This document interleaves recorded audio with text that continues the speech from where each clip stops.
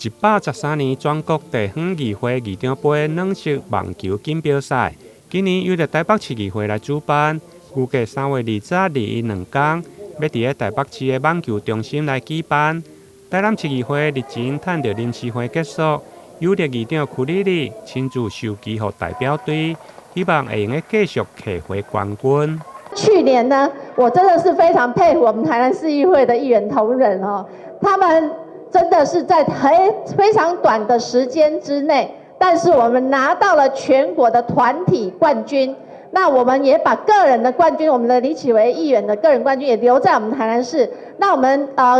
那个机关的团体的冠军，还有我们的同仁的双打冠军，我们几乎是全满贯啊哈。那我想我们今年在这个赛期的，尤其是前面的1个月，我们的同仁、我们的议员先进真的是非常认真的在集训，每天都利用这个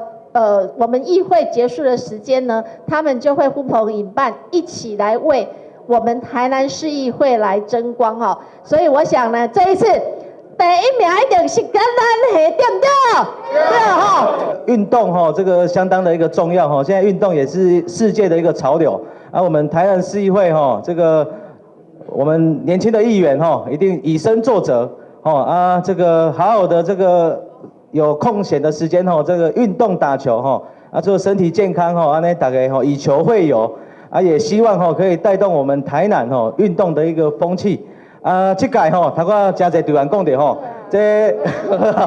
好，阮绝对吼，我结尾吼，这绝对吼，阮会继续吼，甲冠军摕来。今年台南市议会网球代表队由着议长曲丽丽担任总领队，副议长林志典担任副总领队，队长则是由李启伟来担任。台南市议会去年总共摕下机关团体赛总冠军等10个奖项。今年代表队有信心，一定会摕回冠军。台南新闻林根采访报道。